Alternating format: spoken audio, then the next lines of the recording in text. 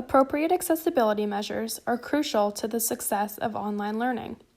It is critical to reimagine the delivery of each course at Brescia while considering the potential barriers and accessibility restrictions that the pandemic may pose.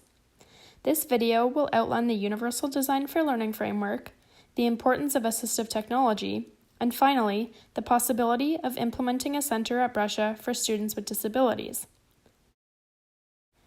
Universal Design for Learning is a framework that seeks to create learning environments that appeal to all learners.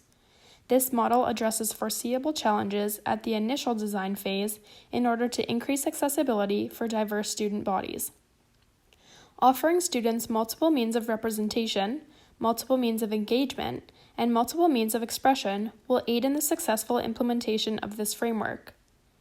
There are several easy strategies you can implement to increase accessibility in the classroom.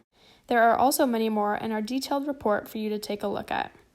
Some examples include incorporating small group work or discussions in the online and learning environment, preparing transcripts for video and audio files, offering students a choice of assessments such as essays, reports, presentations, portfolios, or one-on-one oral assessments.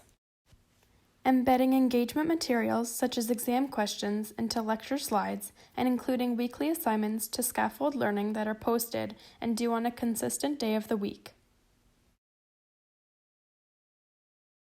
Alongside universal design, it is important to think about assistive technology. Assistive technology refers to any piece of equipment or product system that a person with a disability uses to improve functional capabilities and independence. This covers everything from pencil grips and sticky notes to MP3 players or screen readers. Our aim is to address the application of technology by focusing on areas of impact rather than specific products. In other words, we are attempting to remove barriers by utilizing low to high technologies in the most effective means possible. To ensure that assistive technology can operate efficiently, it is important to consider vision, communication, mobility, and cognition. In regard to vision, font size is very important. Fonts such as Arial or Tahoma are the easiest to read. It's also important to include written descriptions for graphics or diagrams. For communication, audio files need to have text equivalent, so including closed captioning or a downloadable transcript of the video will help. In terms of mobility, learners with fine motor difficulties may have trouble participating in online activities such as drag and drop interactions. Ensuring that students can navigate the course without a mouse is key.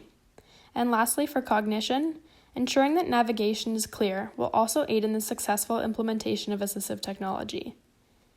When attempting to implement assistive technologies, it's crucial to remember to stay consistent. Within OWL, it is recommended that instructors use VoiceThread, messages, forums, calendar, Dropbox, and announcements. This is a platform that students are already familiar with and one that easily spreads information to large groups. Our next recommendation is inspired by Carleton University's Paul Menton Center, which partnered with the Government of Ontario to create a program that offers work-integrated learning placements for students with disabilities. This project aims to provide 300 students with hands-on experience by subsidizing pay to employers. Creating an employment-based skill development program, as opposed to a volunteer-based program, helps shift employer attitudes and enhance future opportunities for persons with disabilities.